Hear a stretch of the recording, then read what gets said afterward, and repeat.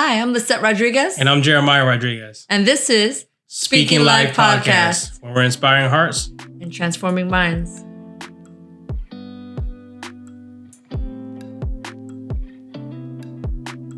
So today I want to discuss, and I want to get your opinion. Why do you think people would rather take this faith walk on their own versus joining a church and being part of a community? That's a good question, right? Yeah, that Off is. the top of the dome, bro. That is. Nah, I'm just kidding. Well, sometimes I feel like one of the greatest reasons is accountability. When you take this faith walk on your own, you have nobody holding you accountable. So if you're doing wrong, or even if you're doing right, there's nobody there to correct you, but there's nobody there to cheer you on. So I think the lack of accountability, knowing that you're not in my business. So if I wake up today, technically, just wanted to do whatever, it's okay. And tomorrow, if I wake up in a better headspace and I want to switch it up, it's okay. Because you're not watching me, you're not holding me accountable. Who's going to come for me? Then I gotta have the question of like, all right, cool, that's true. Then is it a real relationship with God then at that point? They probably believe. I've had a lot of conversations one-on-one with people, and they truly believe that because they read their Bible and because they say a 5-minute prayer, them and God are like this. That is what they truly believe, because they think that that's all it takes, but they never really go in depth to have a relationship. You know what I mean? So I could read any book for 5 minutes a day. That doesn't mean I have a relationship with that author. No, that's facts. That's true. I could speak to Steph about the book every day for 5 minutes.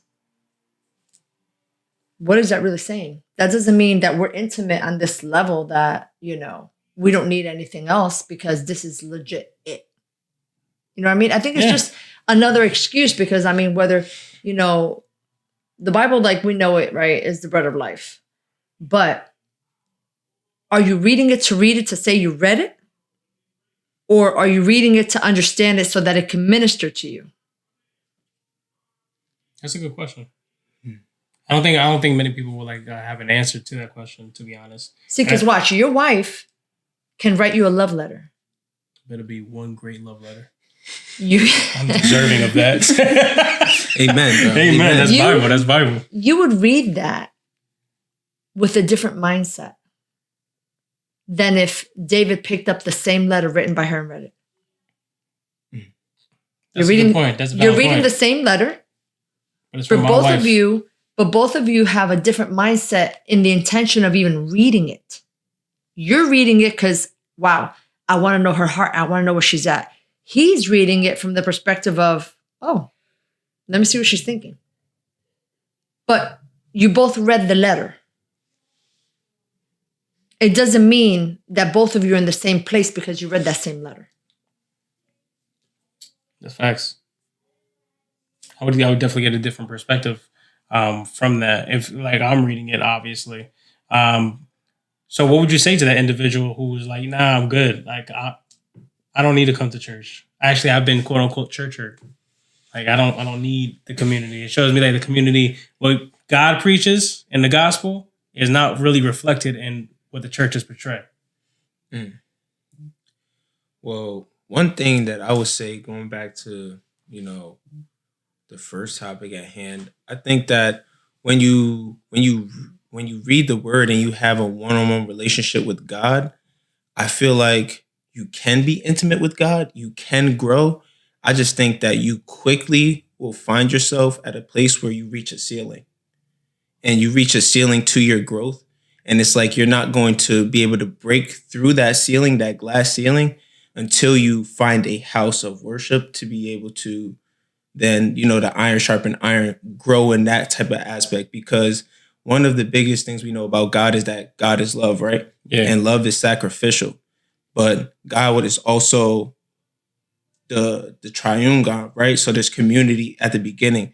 I feel like you can't fully show that level of love if it's just you by yourself. You need other people to be able to, like Pastor Liz said, you need people to be able to correct you, and you need people to be able to then show that love and that service too. If you're only showing it to yourself, then how is that sacrificial love?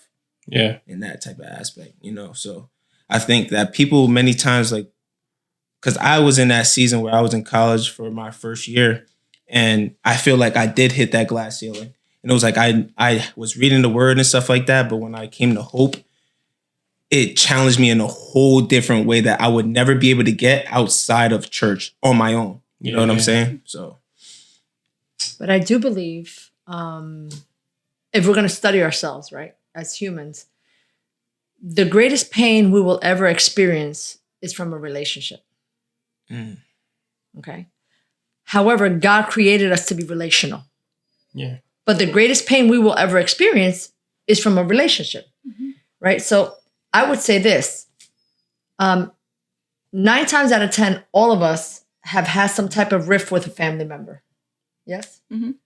yes. Yeah, right? absolutely. Yep. So because you've had a disagreement with a family member, are you now saying you don't need family? That's a Because good guess point. what? That's a valid point. Guess what? I've had a lot of disagreements with my siblings, you know, with you guys as my kids, with my spouse. I've never walked away, no matter how angry I am, I've never walked away saying, I don't need a family. I don't. So for us to say, hey, you know, we have quote unquote church hurt, and that's why I don't need the body is just ridiculous. It doesn't make sense at all. It's just a cop out. Because here's another truth I know. You can get hurt at work. You can get offended. Your boss could embarrass you. Your coworker could lie on you. I guarantee you'll show up at 9 a.m. the next day. Yeah. That's true. So what happened with work hurt? You're going to quit your job? Nah, because I needed to pay my bills. What are you talking about? But what do you mean? They hurt you. That money's not hurting me though. So I, you know, that's where I kind of get a little bit frustrated because it's like, so they could hurt you at work, you'll still go back. I mean, I know about work hurt. Like, you know, I had this boss. I literally, I cried every day in the car on my way to work. I mean, that's how bad it was. Wow.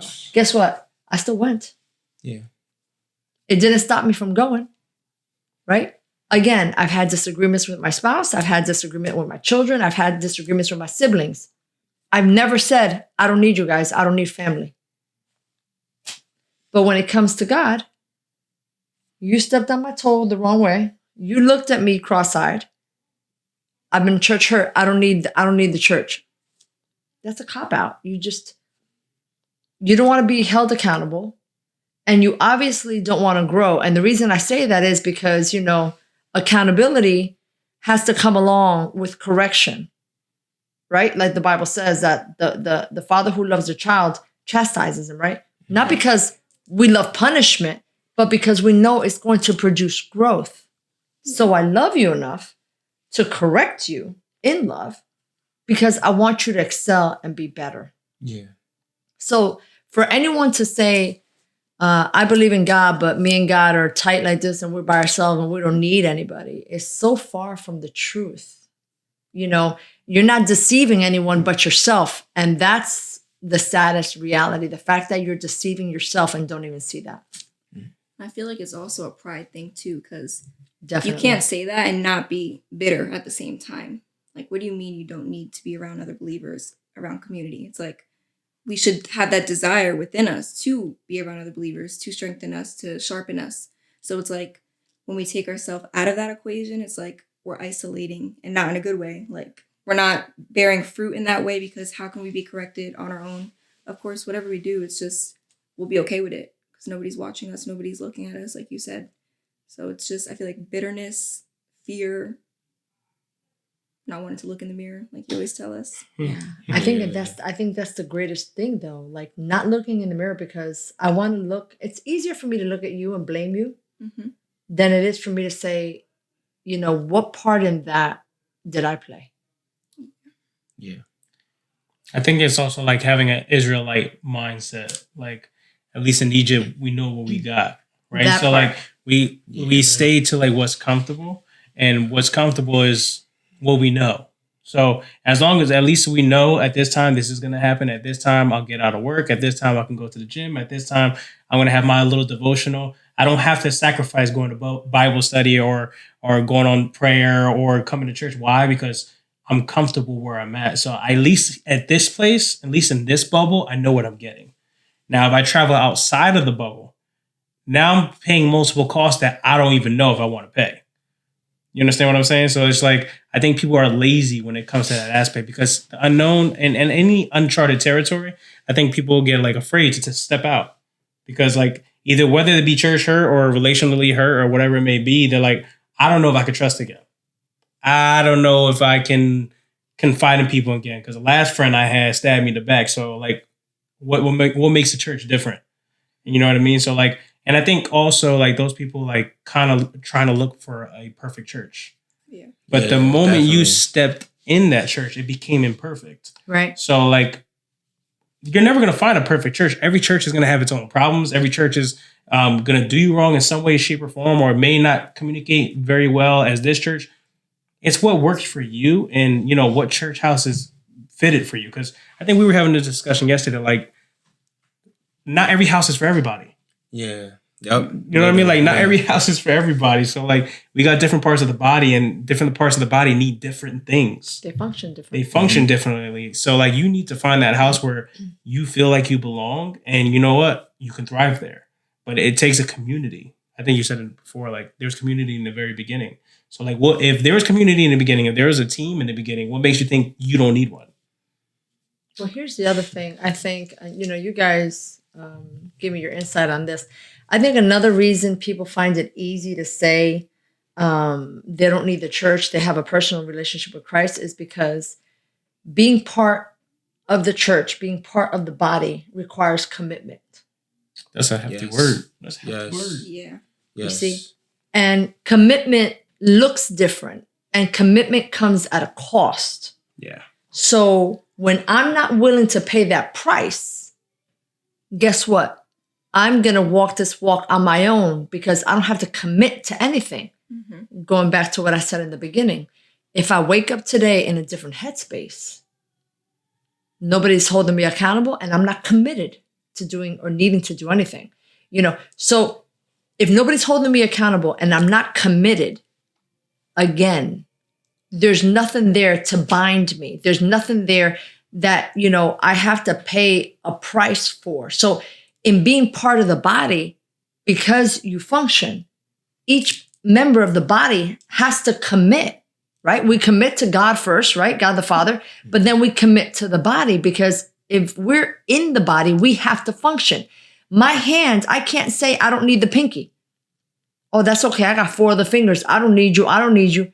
Yeah. I do need it. In order to function properly, that's the word, properly, I need my pinky to function. So it's not a matter of, whether you're behind the scenes or in front of the scenes or on the platform in front of the media or behind the scenes, behind the media. You matter. Every part of the body matters. Right now, just because you can't see my heart doesn't mean that it's not functioning. Yeah. The reality is, while my heart is not visible, it's working. You know why? Because I have life. Had it not been working, I don't have life. So if we're that type of person that says, I need to be in the limelight, we're in a lot of trouble, Yeah. Yeah, for sure. Yeah. right? We're in a lot of trouble. But I think it's easier for us to say, I'll walk this walk on myself because nobody is holding you accountable and you don't need to commit to nothing or no one. Yeah. Another thing I would say as well, that's very good, Pastor. Pastor Jay, you were saying that the other day you said that, service is always inconvenient. You know what I'm saying? Service is always inconvenient. So, of course, people will always want to revert back to, being alone. Because when you're alone and you don't have a church body, you don't got to give your tithes. Or necessarily, you know what I mean? Like, or your portion of the Lord, or you don't have to give offering, right? Yeah. So you're keeping that money to yourself. You don't have to worry about spending time praying for others, right? Because when you're in the body, now your family grows. Yeah. So it's not just praying for your immediate family. You're praying for your pastors. You're praying for your leaders. You're praying for other people in the church that are going through. That's more time away from what you want to do, praying, right? And then also just uplifting one another or coming to the needs of others, right? Yeah. So, we always talk about how, we're here for one another, right? If you were ever in a financial debacle and you needed bread, right? Or vice versa, I know that I could always count on you. Absolutely. You know what I'm saying? 1000%. So it's like when you get in a church body, your heart posture has to change. You go from being selfish to becoming selfless. Yeah. And I think that's what people, especially in society, we live in a selfish society where it's always, I need to look out for me first. I need to make sure I got me. Yeah. Instead of thinking about, okay, how can I uplift someone else? All right. Even something one of my friends said is like, even in a season when I had no money, how can I show up for my wife in a way that it's like, okay, how can I help her and ease her burdens? Yeah. And if I don't have money, how can I still pray for my friends? How can I still give them wisdom and the knowledge that I've learned and the experiences I've gone through to help them? Yeah. You know what I mean? No, so it's like, I feel like that's another thing. We want to play self-protection mode and just leave everybody out and just say, I'm going to worry about me. Yeah. And I like that you said that, because I was going to say that next. Like, when you decide that you don't want to join the community, you're being selfish. Come on, bro. You're being extremely selfish. Because why? Because you could be an answer to somebody else's problem. Right? That's the definition of purpose, correct? Right. So like now your why is supposed to be bigger than yourself. Mm-hmm. The moment your why stays minute to you, at that point, like there's no point in living. It's like you said before, there's no point in committing to anything because I can quit whenever I want. But guess what? I'm fine with that because it's on me. It doesn't matter. But when your why is bigger and when you understand your why is not for you, like it's connected to other people, you have no choice but to think differently. Yeah. Like you have to wonder, like, how can I pray for David? How can I pray for Steph? How can I pray for Pastor Liz? Like, what is on their heart? Because like in God's kingdom, it's more about serving others than it is yourself. Come on. Right. Like Christ came not to be served, but to serve. Right. On, right. Bro. So like at that token, like you are being a selfish individual. Yeah. Because you can, and I tell y'all this all the time, it's like this life is never about you, it's always about the next man. Yes. Right? So if you think it's always about you, you'll never learn anything. That's like the Israelites being in the wilderness when they were promised the promised land, but they couldn't learn. So it's just like, all right, cool. Well, are you going to stay there or are you going to pay the cost of growth? When you're saying I want to be selfish, you're also saying I don't want to grow. Yeah. Like why do I need to grow? Like, but I think in most leadership books, they say, if you decide to stop growing, you should just die. Because at that point, you have nothing to give anybody. So I hate to say this, and not that you are, but you're a waste. Like you have nothing to give me, and I have nothing to give you. Like I think people need to understand they have to bring something to the table. Yeah. And it's not always like in your workspace. Sometimes it's in relationships and friendships, right? Like most friendships is built off that. Like I can say you're my friend, right? But you understand that we can break bread with one another and I can help you and you can help me. Yeah. Right. But what builds that friendship, what builds that bond is the fact that I'm committed to that. Like, just like you were saying, like if you needed bread, I would give it to you. 100%. No hesitation. I wouldn't even ask for the money back. You know what I mean? Like, don't worry about it. You're good. Yeah. Vice versa. Now, if I come to you like, oh, I need money, give it to me. Like, we have no relationship. Yeah. I just want the bread just because I want the bread. Like no? Yeah. What are we doing here? Like, who are you? Who are you? Like, I don't know you. Yeah. You know what I mean? So, like, you have to, like, stop being selfish. Yeah. You have to get out of your own way. Because even, like, if we hit the topic of leadership, that's another thing, too. Like, everybody's a leader, right? Leadership is influence, nothing more, nothing less. But guess what? If you don't think you're a leader, you actually are because you lead your life. Yeah. You get to decide wwhether you want to eat. You get to decide what job you want to go to, whether you want to go to the gym, whether you don't, right? So, like, a leader's job is to serve others. That's the sole purpose of a leader, to serve others, to empower others. When you decide to be selfish, you're like, nah, I'm good. Matter of fact, bump all of y'all. You're really not my friend. I really don't care about you. You can do whatever you want. I'm good on my side. Yeah. I think that's like the worst part of it, is selfishness. And if we know about the church, anything about the church, even if whether you've been in a church for 6 months or you've been there for 30 years, right? We know that the church is the body of Christ. Yeah. Right? Yeah. Even speaking about our own bodies, you can't pick and choose what part of your body is going to function.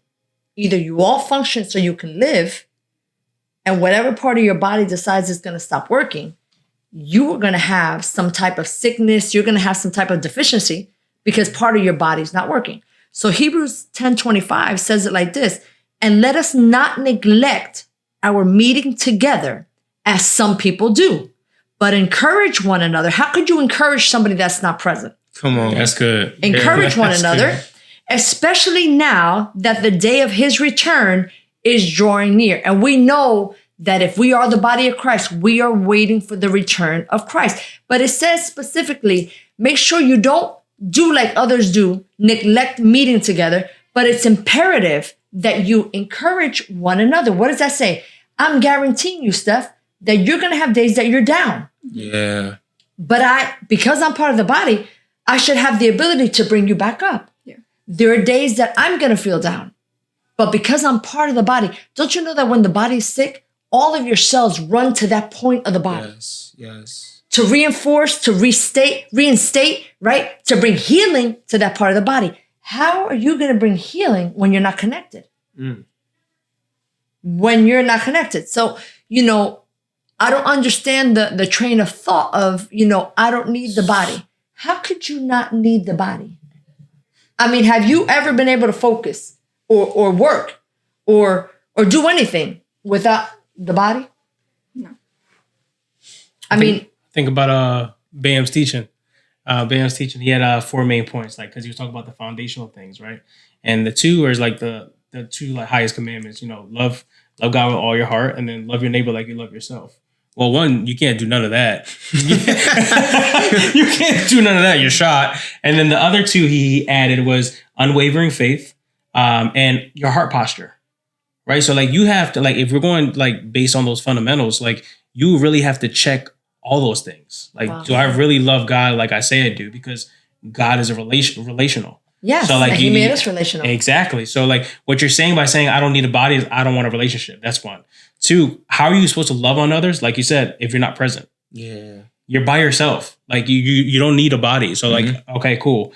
Where's your heart posture at? Like, where is it? Because it seems very hard to me. Like if you, bitter. And at that point,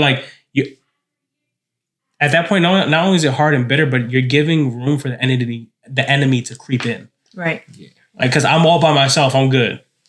Like when you're in a community, and I think I said this once before, when you're in a community, you're strong.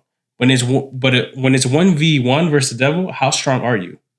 Like really, like how strong are you? Right? But guess what? You get strength from being in community. So that way, when you are by yourself, you could be strong by yourself. Why? Because I have people encouraging you. And then unwavering faith, your faith can waver at any moment now. Yeah. Because you have nobody encouraging you when you feel down. I don't wake up every morning like, oh my gosh, life is great. Yeah. Like, just can't I would wait like to. I just can't wait to go to work. I can't wait to deal with customers who are gonna yell at me. Can't wait I to pay our bills.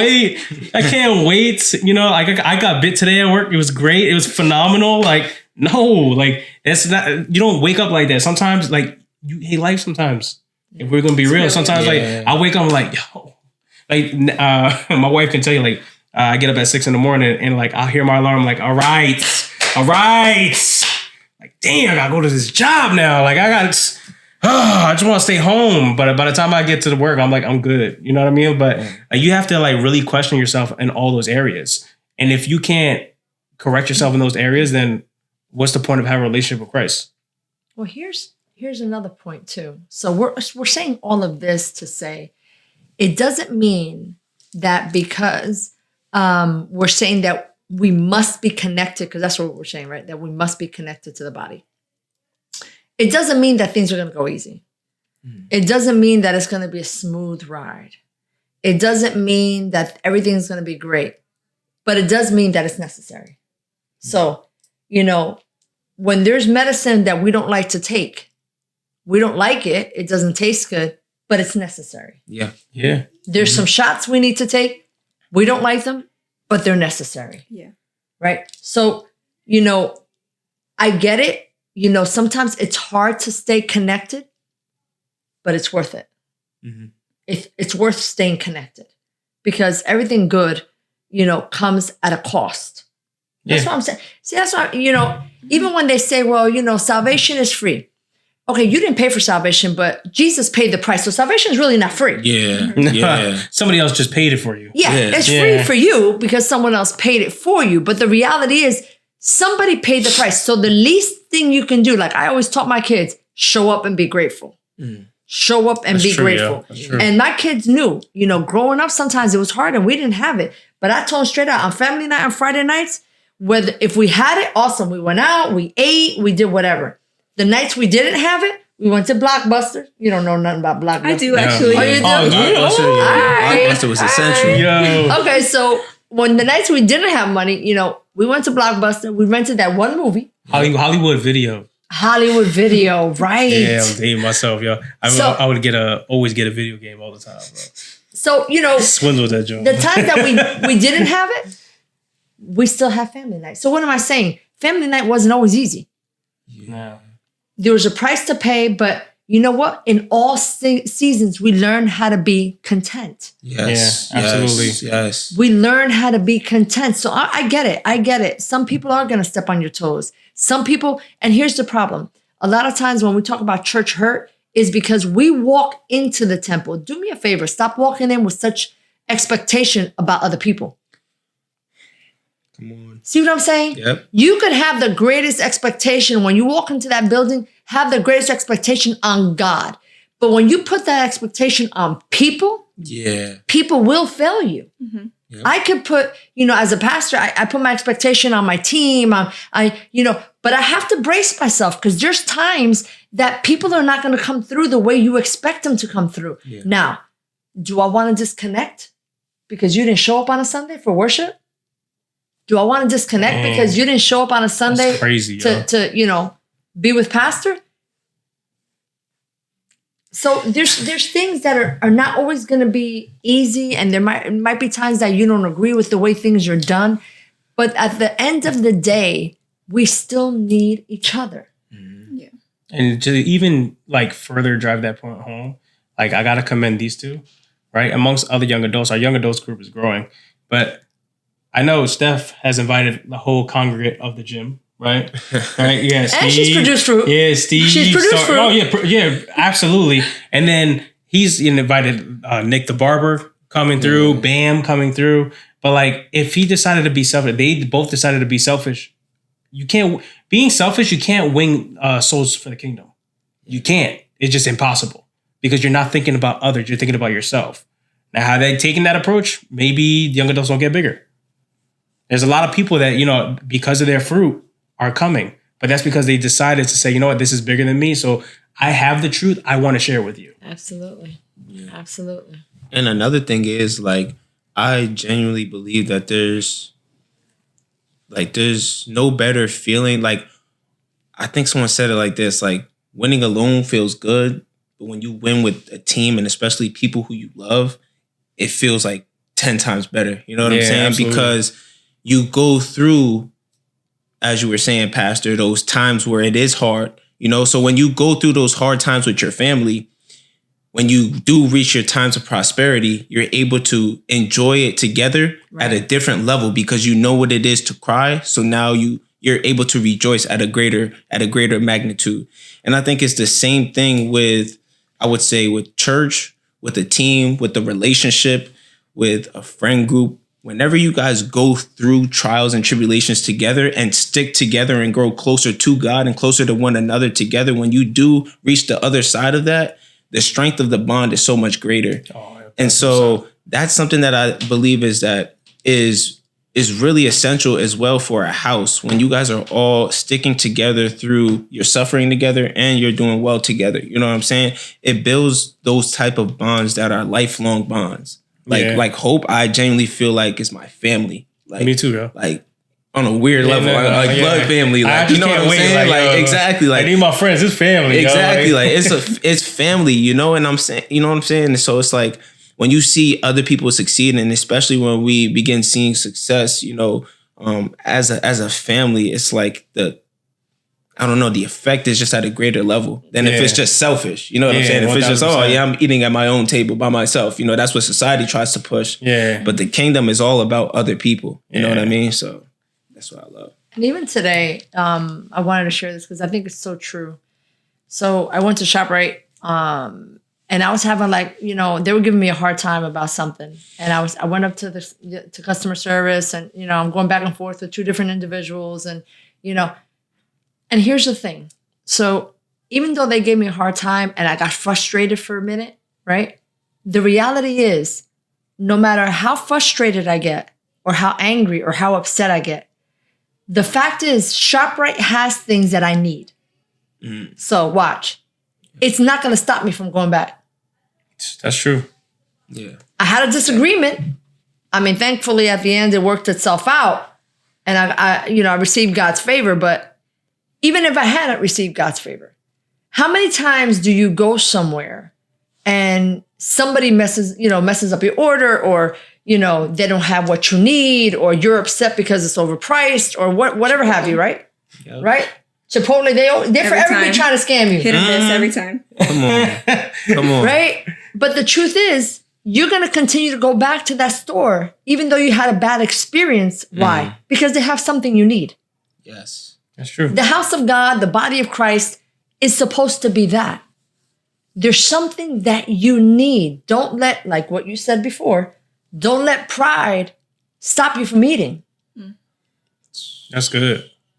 Because, I'm not going to eat. Like when we were little, right? We punish our parents. I'm not eating. That don't last long. Because, we think we're punishing them, but, little by little, when your stomach starts like really squeezing, you're like, you know what? Maybe this, maybe I was mad for no reason. Maybe I should just I don't know rethink about y'all. this. I used to pack a bag, but I'm leaving.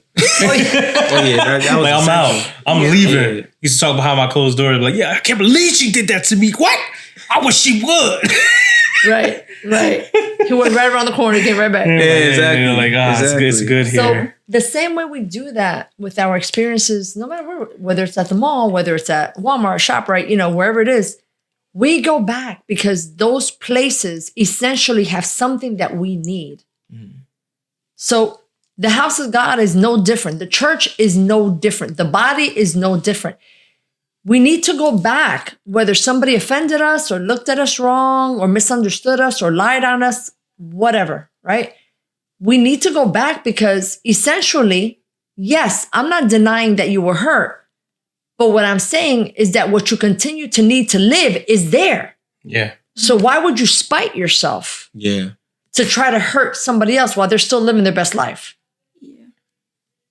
Right? Because, go ahead. And I feel like another aspect too is that intimidation of feeling like you have to be a certain level of perfect before you go back. Yeah. And how and it's like there's no level of perfection that we're ever going to reach, but it's about being in that community, being in the presence, like everything that you want to be perfect on, gradually God's just going to do it through you. There's nothing you can do that's just going to boom all at once. All right, I'm perfect now. Great. Now I can go back to church. There's nothing that's going to like actually take place for you to get there, except for continuing to serve, continuing to know where your gifts are, continuing to be connected to others, seeing the way that others, if I know somebody else prays well, wow, I want to pray like that. Like you always tell us, how do you pray like that? Based on what you've been through, I want to worship like that. Okay. Do you worship when you're not in church? So it's like knowing that as you're in that community, you're going to grow. You kind of have, I don't want to say you don't have a choice to grow because you definitely have a choice, but it's like, you can't be around other people who are just blossoming and not attract you and affect you. Yeah. And let's go based off that point. I think John Maxwell says, and Dad told me like this too, is like, if I want to be a level 2 person, I need to hang out with level 2 people. If I want to be a level 5 person, I need to hang out with level 5 people. If I'm level 2, minimum. Because you should always try to hang out with something greater. Yeah, because we're achieving to do greater. Absolutely. But in order to do that, I need to be around people who are better than me. That point. If you can't get better if you're not around better. Right. Like, I mean, you want to be boo-boo at home, that's up to y'all. I mean, Yeah. So I'm just, I get it. There's a lot of things that happen that shouldn't happen. I get it. There's comments that are made that should not be made. We're not trying to lie. We're not trying to sugarcoat this and be like church is perfect. Absolutely not. I get it. People say things and do things that they shouldn't do. They live double lives. But here's the point. We're people. Yeah. Right? And not excusing that behavior. But what I'm saying is that same behavior is also found at work. It's also found at home. It's also found in your relationship. It's also found at the store. There is no avoiding that. So for us to let the enemy deceive us into thinking that only happens at church. We should probably stop saying we get it. Nah, bump that. I don't get it. I really don't. Because it's just like you said, right? Like if you get hurt at work, you still going. If you get hurt at the store, you still going. So what is there to get? Now I could level with you, but at a certain token, it's just like I'm kind of just tired of people just saying like, well, this person looked at me the wrong way in church, and so guess what? I'm not going to church ever again. Like who? Like what are we doing? Did I ever tell you that story? I had somebody literally want to punch me in my face because in the church, because I didn't greet them.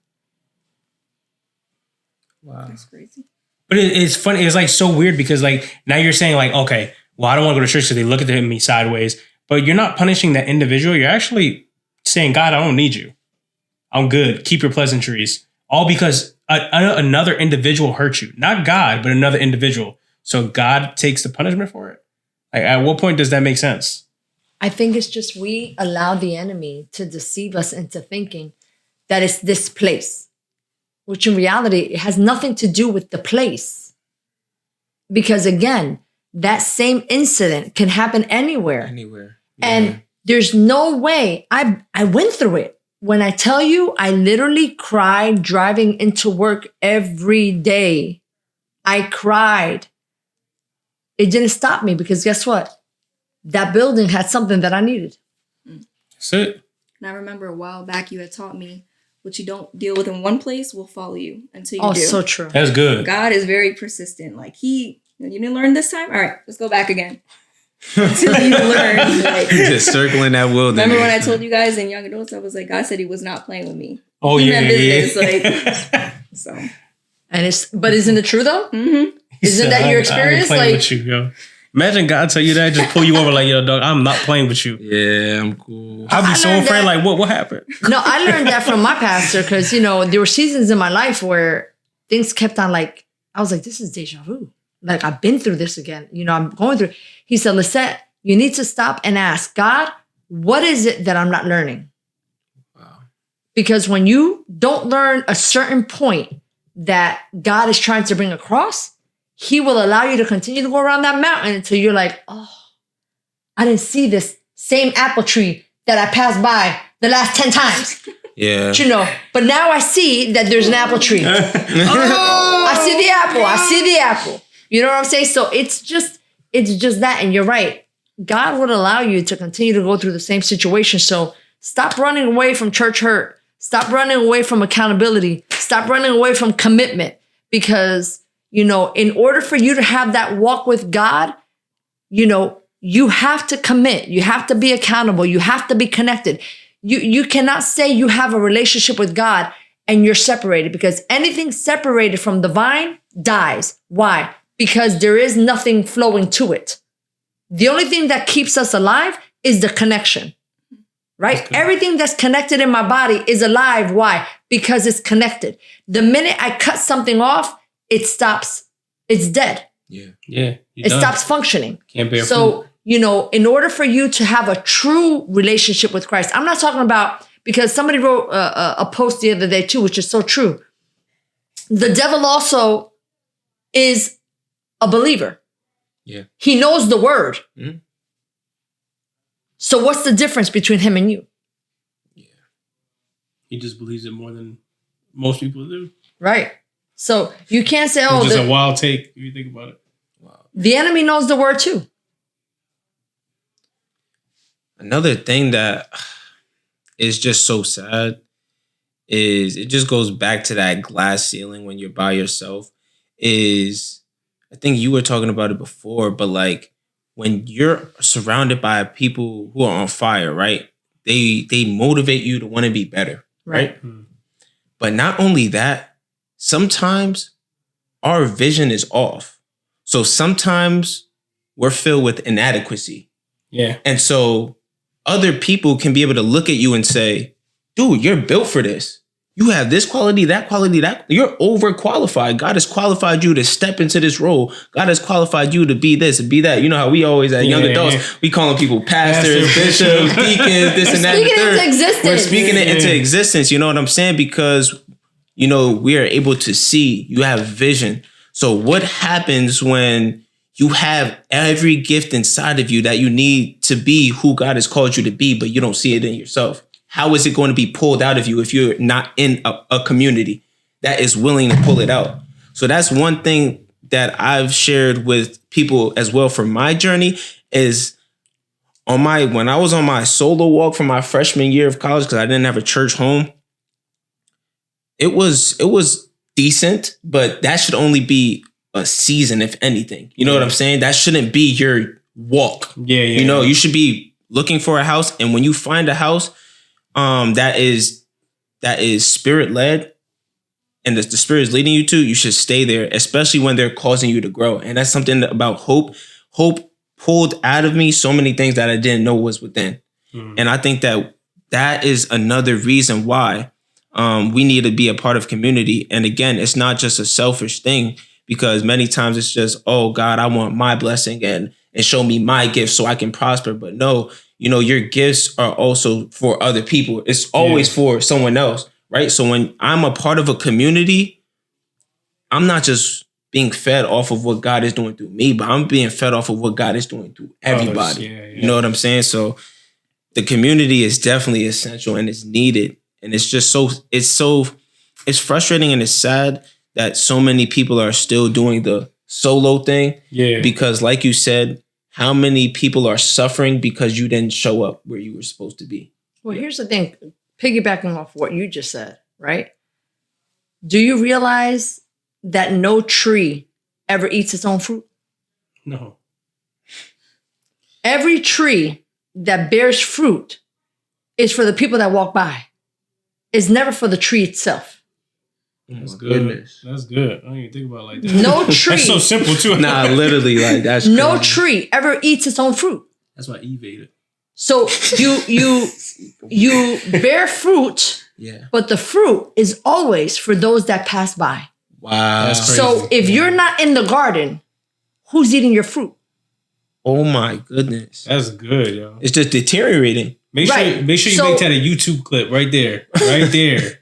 If you're not in the garden, and you're off on your own, who's eating your fruit? Chances are no one's eating your fruit. Your fruit is falling to the ground and is becoming waste because nobody is in the community to be able to take the fruit from the tree that you're bearing. So, the fruit that you bear is not for you. It's for those that are walking by. So for you to say that you don't need to be part of the community, what you're saying is, I don't care if they starve. They're not going to get my fruit. So what you're saying is, I'm okay with being selfish. Yeah. What you're saying is, I'm okay with wasting what I was built to produce. Wow. That's good. Us realizing the fruit that we possess and the blessing that we are to others ought to make us want to be connected to something. Yeah.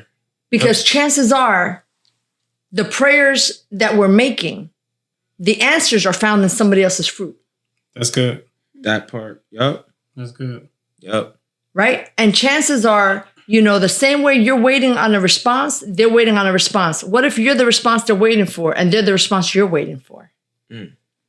That's good. That's good. The Father looked at the Son looked at the Holy Spirit and said, let us make man in our own image. Let us. So if there was community in the beginning, they had community, the divinity right there, then what makes you think you don't? Get attached to the community, people. Come on, man. So with that being said, I hope this blessed you. I hope you digest all the gems, especially from these three, okay? But do me a favor, hit that like button, subscribe, hit that notification button, and share this with your family members, share this with your coworkers, share this with everybody. If you've been blessed by it, it's your job to share the truth with others. Amen?